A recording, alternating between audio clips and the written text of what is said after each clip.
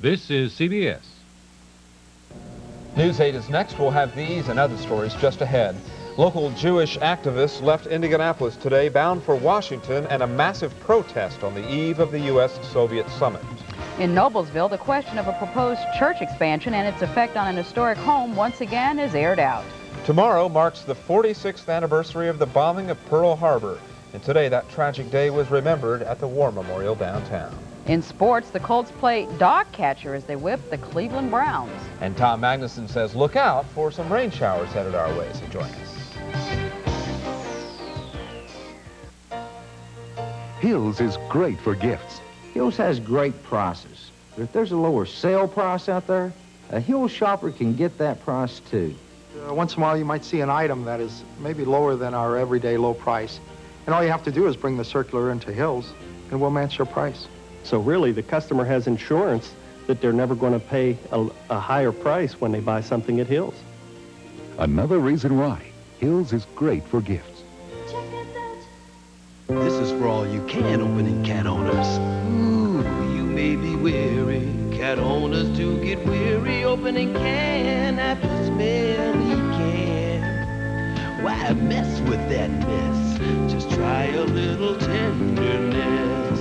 See, because cats really dig the taste of improved Tender Vittles brand cat food. So try a little tenderness. Tender Vittles, why mess around with anything else?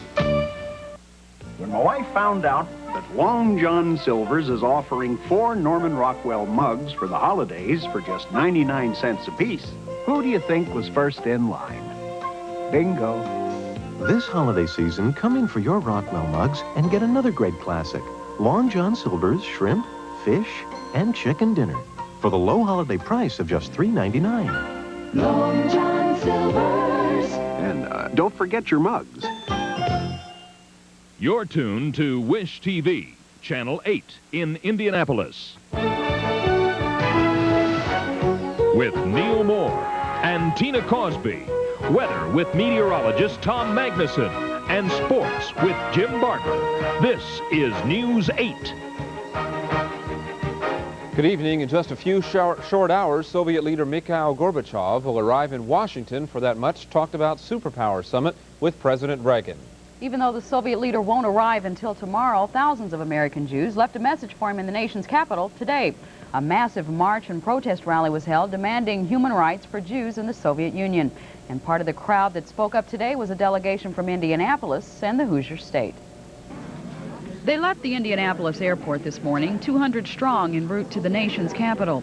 There, this Hoosier delegation became part of an emotional protest led by some of the nation's top politicians, attended by more than 250,000 American Jews, all demanding human rights for Soviet Jews who want to emigrate to other countries.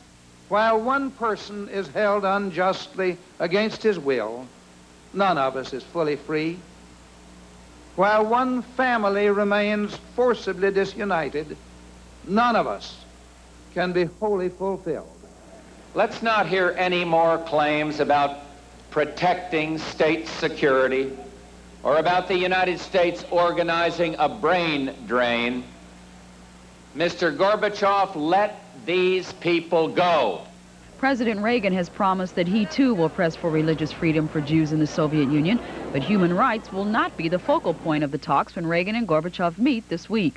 Still, members of Indiana's group say today's protest was important for symbolic reasons. We were 250,000 people who came out to demonstrate for Soviet Jewry. It was black and white, Jew and Christian, young and old. It was a cross-section of America, and I think it was a powerful statement to the Soviet government about how deeply Americans care about human rights issues.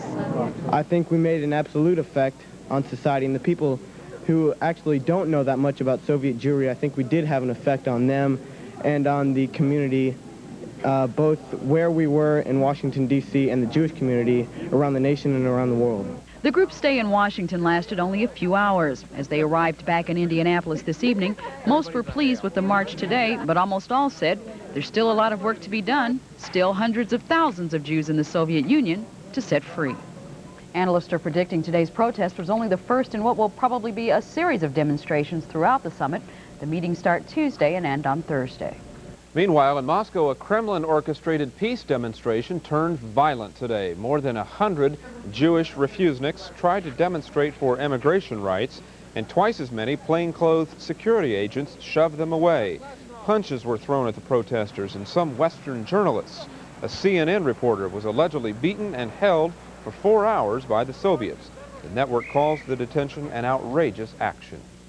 Reagan and Gorbachev get down to the actual business of the summit on Tuesday. There will be a lot on the table besides the treaty to eliminate medium-range nuclear weapons. The president intends to discuss a broad spectrum of issues, including regional conflicts in Afghanistan and Central America and human rights in the Soviet Union.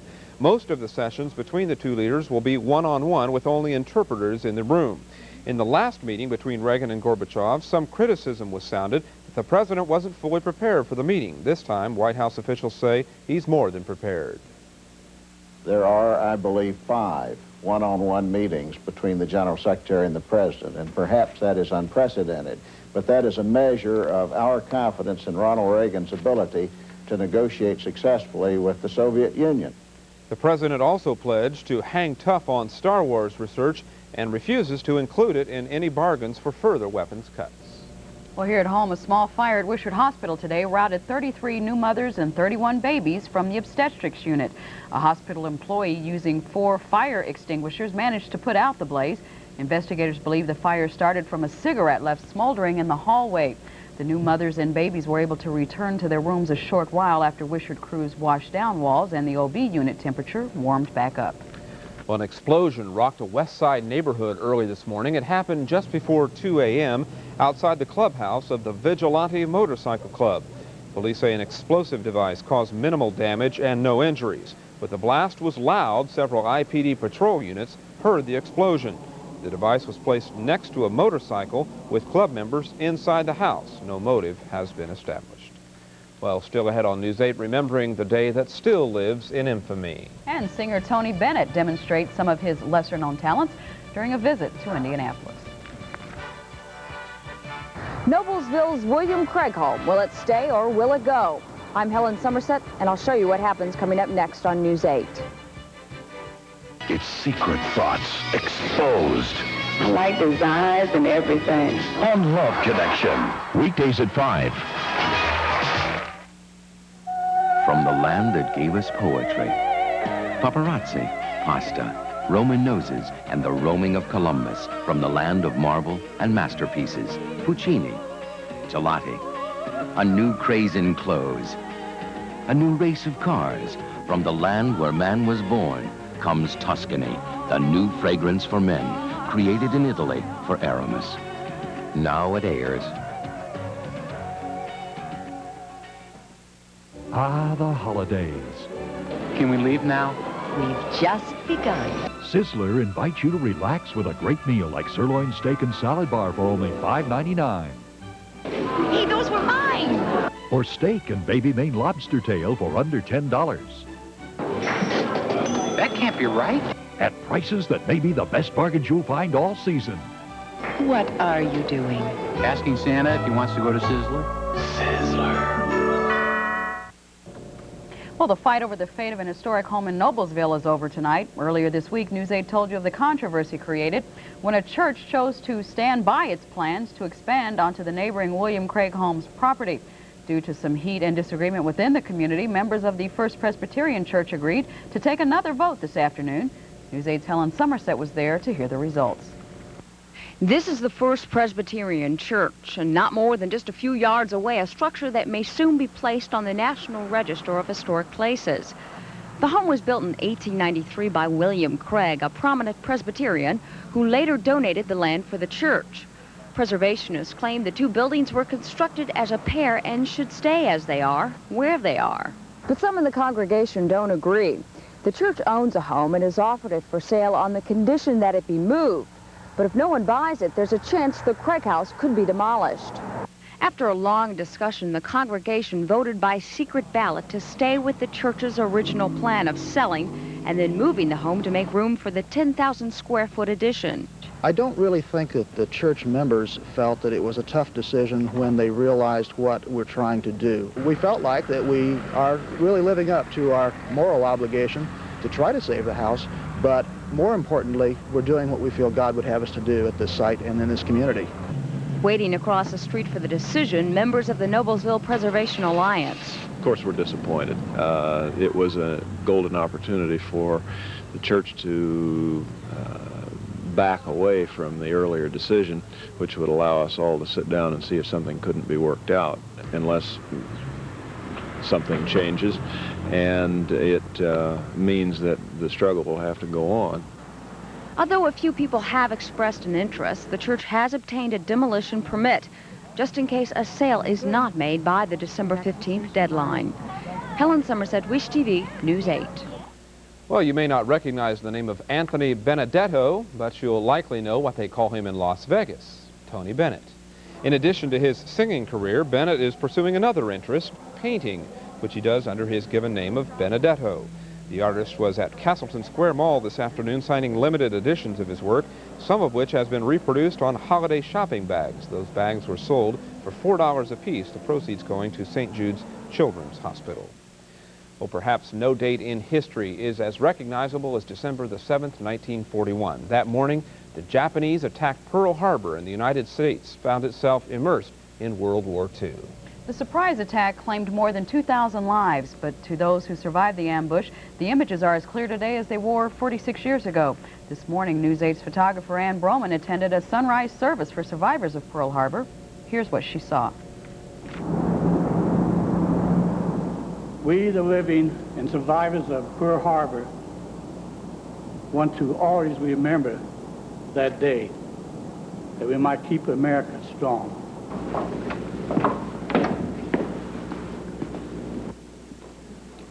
Harold Richards, USS Utah, Nashville, Indiana. Robert A. Newkirk. I was 21st Infantry, Schofield Barracks. I live in Franklin, Indiana.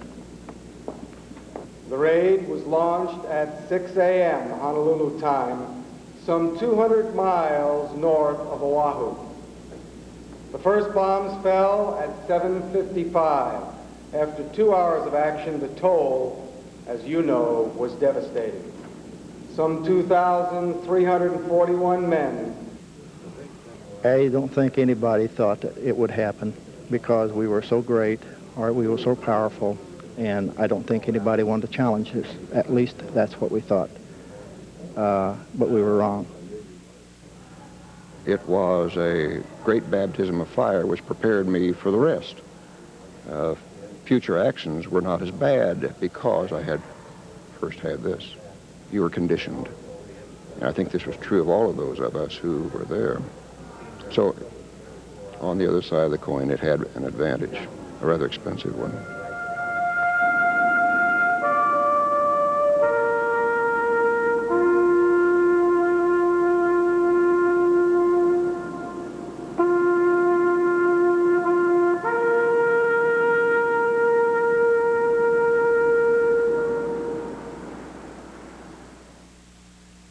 They say a little dab will do ya. What's she be doing? But this is the week the Hollywood squares would rather make a big splash. Well, in that case, babe, it's war. Look out, it's bombs away. Just missing Isabel Sanford and Phyllis Diller. Well, you know, I was never miss anything. Plus a fast break, a sudden slam, and before you know it, everybody's ready to take a free shot. Do you believe it? Those cut-ups, the Hollywood squares. Monday at 7:30 on Wish TV. I've come for silver. Of course, he want new Amico Silver. It's high time folks had something better than regular unleaded. You sure know your gasoline. Oh, friend, my car knows. For better performance than regular unleadeds, try pure Amico Silver. Grandpa, who was that masked man? I don't know, son, but his car knows. Oh, Silver! Away! Polo isn't just a game. It's a tradition, a way of life.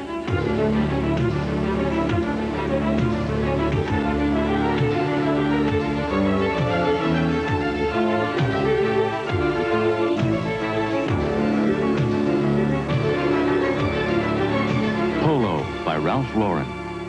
The Polo sports suitor and matching shoe bags, yours for $28.50 with any 1850 Polo purchase. Available at Lazarus. Make Galleons your sports center for the holidays because Galleons has it all. Take a look at this Eagle fishing sonar system with multiple zoom ranges for superior detail. The Z6100 LCG recorder, just $189.99. The ID 6300 with flashing fish signals and audible alarm, just $279.99. And 100% graphite lightning rods from Berkeley, flippin' and crankin' rods, just $49.99. Spinning and casting rods, just $29.99. Are you serious about your sports? You know we are Galleons. Tom Magnuson is approved by the American Meteorological Society. Well, we did expect some rain this evening. It has materialized across central Indiana, and it's going to last for a while, too. I was going to say, it seems like a steady little rain, kind of stubborn, like I'm going to be here for a while. Yeah, it's moving real slow. It'll stick around, too, huh? Yes, it will, at least for tomorrow and perhaps into Tuesday as well. Well, today the temperatures were a little bit disappointing across the area, I think to say the least. We had cloudy skies for a good part of the day, and readings only in the middle 30s across central Indiana, and even only 39 degrees down at Evansville. Off to the west, hard-pressed to make it up to 40 at St. Louis, 43 degrees at Louisville. So on our almanac today, we had a pretty small range of temperatures. Started off at 25 and only rose to 35 this afternoon. The normals are 42 and 26 for the date. And so far today at the airport, we have had a light rain through much of the evening, totaling about 0.06 of an inch. Now, at the 11 o'clock hour, the light rain still falling out at the airport and through a good part of central Indiana. Temperature 34, dew point 33 degrees, relative humidity 96%. East-southeast wind at 10, the pressure 30-23 and steady. And our look at Weather Watch radar, the 120-mile range, indicates a lot of rain across central Indiana. It's been moving very slowly from south to north.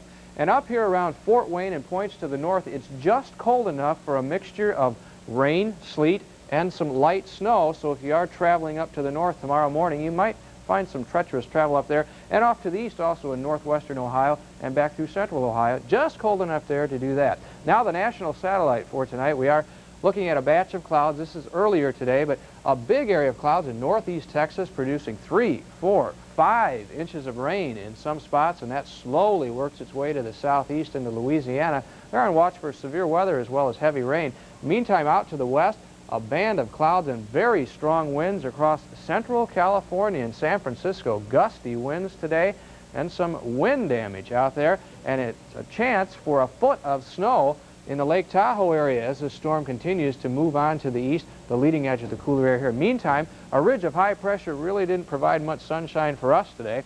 We did see a lot of clouds, of course, and the temperatures in the middle 30s, and now we're in the rains across much of Indiana. A little farther north, it's snowing at Madison and Milwaukee up in Wisconsin, and again, that mixture possibility of freezing rain and perhaps even a little bit of light snow in extreme northeast Indiana later on tonight.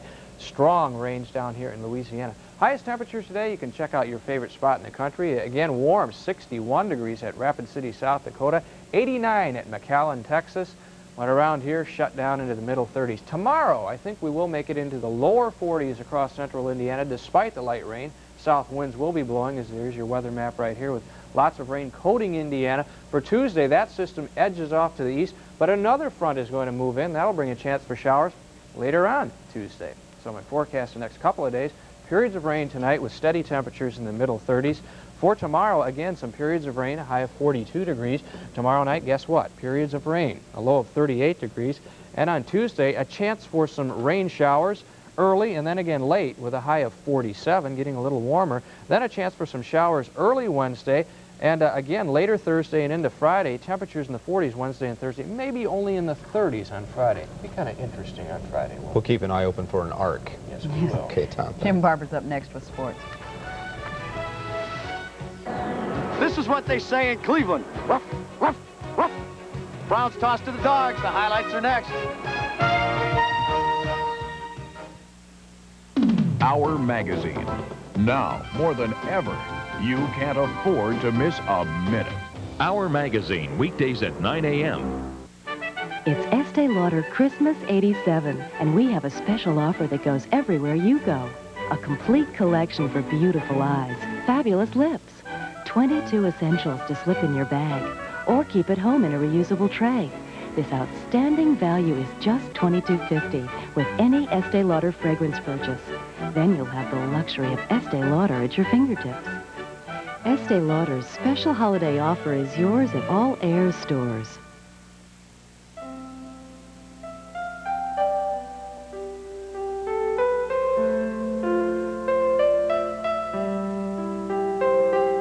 reminder to America. It's not just men who farm our land, but also more than 1 million farm women who work as their partners to make America's food system one of the most productive on earth.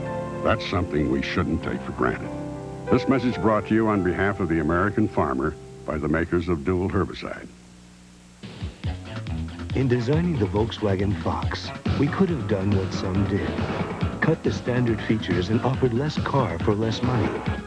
We could have engineered a small car that looked good, but offered nothing in the way of pure driving excitement. We could have, but we didn't. We'd never pull a stunt like that. That isn't the Volkswagen way. Experience German engineering the Volkswagen way at your Central Indiana Volkswagen dealers.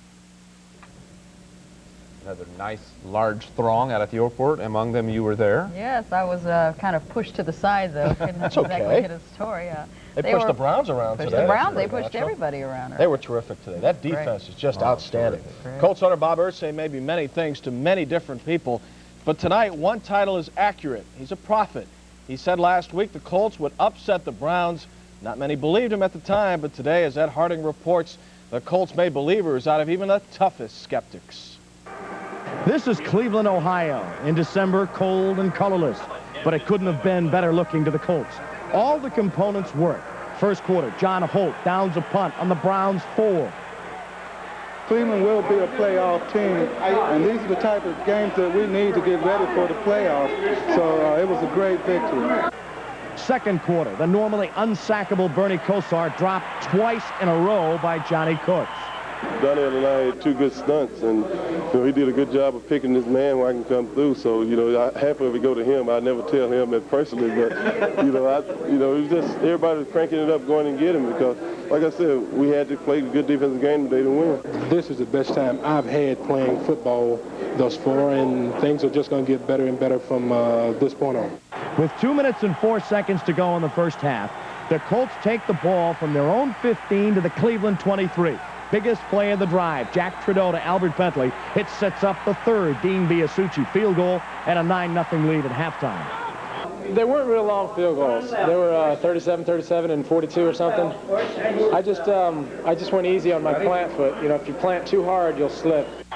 Biasucci's field goals were all of the points that the Colts scored, but not all of their offense.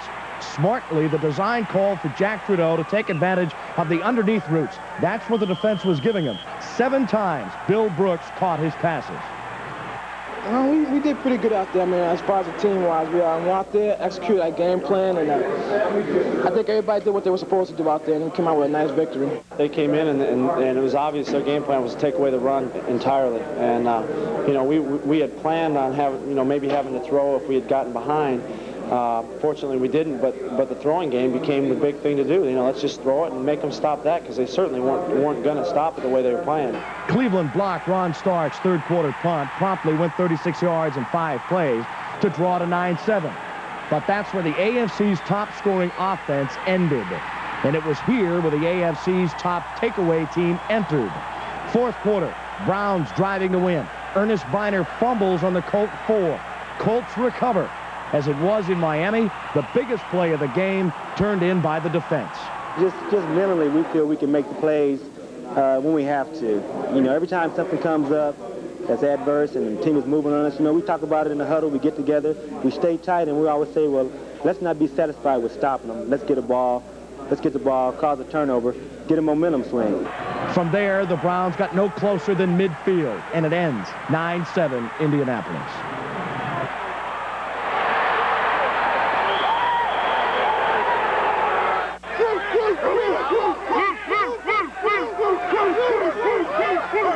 This is most definitely a sweet victory. Eric, I remember we talked a week ago in the Colt locker room, and I asked you, because a man who has been in this position before, what the Colts needed to do. You said to me they have to go in somewhere and win something they weren't supposed to win, and that gives you a slingshot. That's true. Have you just done that? Well, we've made that first step. We won here, and we weren't supposed to win. And now we'll probably pick to win next week. And I feel like you have to win the games that you're supposed to win. What you're looking at is a dog biscuit. The fans here in Cleveland throw these on the field. The quarterbacks for Cleveland are known as barkers. They're the dogs around here. Well, they were dogged today by the Colts. 9-7 the final. In Cleveland, I'm Ed Harding, Wish TV, Sports 8. And with the victory, look who's at the top. The Colts, they can win the division and get a bye. As for the AFC wild card, even if the Colts don't win the division, remember 2 wild cards go to the playoffs, and right now the Colts are tied for one of those positions. Rest of the NFL scoreboard today, Denver and the Raiders are winners. Pittsburgh was a winner, and so is Houston 33-18. What a wild game tonight for the Bears. Playing for the division title at Mike Ditka's favorite stadium that he calls the Roller Dome in Minneapolis. Bears 30, Vikings 24. Bears lookalikes in rare form tonight in Minneapolis. Well, they had the signs ready for Ditka as well. And the Bears took charge early. Jim McMahon got hurt in this game, but before he got hurt, he threw a couple of touchdowns. A little more than 2 quarters. This one here to Willie Gault. 20-7 Chicago. Vikes come right back. Off the bench, Wade Wilson. In relief with Tommy Kramer, a toss to Anthony Carter, and AC does the rest. Touchdown, 60-yard scoring play, 20-14 Bears. Vikes then took the lead on the same combination. Wilson to Carter. Minnesota 21, Chicago 20, before the Bears won it at the end.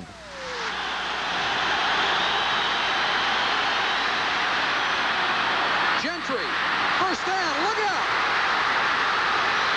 There it is, touchdown Bears! Bears win the NFC Central 30-24 over the Vikings. As for the rest of the scores, Washington and San Francisco are winners. New Orleans gets a playoff spot. The Giants beat Philadelphia.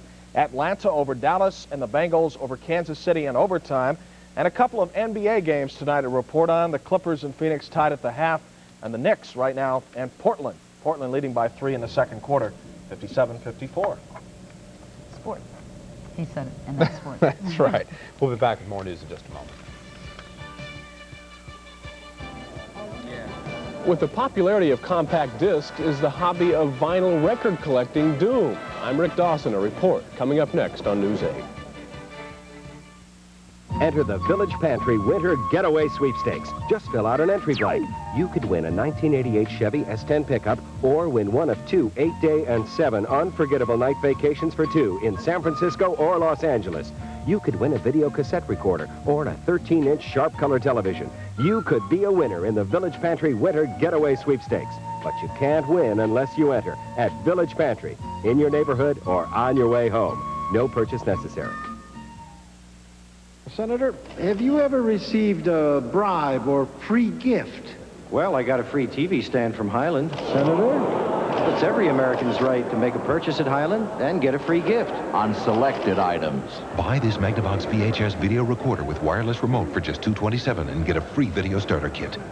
What does the White House know about these gifts? Well, sir, the vice president helped me carry it to the car. Highland, nobody gives you more and nobody sells for less. Blossom Chevrolet Yugo and Alfa Romeo is the good people's lower payment store. If $38 to $68 a month is important to you, shop the Good People's Lower Payment Store. Every month, more good people are finding out whether they buy new or used, their payments can be a lot lower. If you're good people, so can yours. Regardless where you live, spend your time, not your money. Shop Blossom Chevrolet, the good people's lower payment store, 1800 North Shadeland. Warm moments on a cold winter night. Good conversation, easy and light. And how about something for your appetite? Let our gentle flame cook up something right. Warm moments for those warm moments. Nothing warms you like gas. Warm is what natural gas is all about. Clean, efficient, in fact, America's best energy value. Shouldn't it be in your home? Nothing warms you like gas. So you say you've just bought yourself a compact disc player and you don't know what to do with all those old scratchy record albums. Well, you might want to hang on to them for a while. As Rick Dawson reports from a record collectors convention held in Indianapolis today, even though CDs are outselling new records, the demand for old records is still there. They come here looking for bargains, record collectors from all over Indiana, and still they come despite a revolution in the recording industry. Vinyl has always been the standard for recorded music and collections, but now there's a new kid on the block threatening to take over. Compact discs, with their easy care, small size, and big sound, have turned the music industry inside out. From relative obscurity in the early 1980s to the preferred choice of music listeners today. To me, it's not really a threat. But dealers and collectors of vinyl have come to the realization that the production of vinyl records may eventually cease. Well, there's not going to be as much vinyl around anymore. In fact, I've understood a lot of stores don't even carry records anymore, just cassettes, digital disc, and so yeah, it's going to be a thing of the past one of these days. I think as that doom comes, then the collecting aspect just intensifies. And those who do collect say they don't see vinyl records dying out too quickly. If so, I think it's going to take a long time because the CDs are a lot more expensive. And I don't think people want to give up their whole record collections either. So I think it's going to be a combination of both. Besides, records are still a less expensive alternative to CDs. Sometimes I can pick up a favorite album in good shape for $3 or $4. We're just going to have to dish out $14, $15 for the CD. The industry will never be able to replicate all the records that you see here. They go for the biggies, and the small, unique will just never be reproduced. And it will be this, the constant search for rare recordings, which will keep vinyl record collecting alive. On the Northeast Side, Rick Dawson, Wish TV, News 8. Well, Wish TV does a good turn by the daily offering of Job Track for the unemployed, and here's tonight's applicant.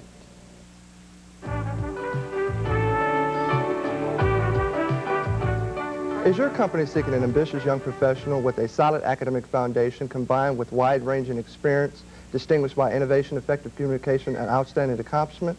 If so, then I'd like to talk to you. Hi, my name is William Webb, and I am seeking a challenging career opportunity in corporate operations or marketing with advancement potential to management. I have a Bachelor of Science degree in political science and a minor in public administration. I have 1 year professional work experience in municipal administration and 1 year experience in sales of financial services. I am persistent and persuasive and confident that I can contribute to the success of your organization.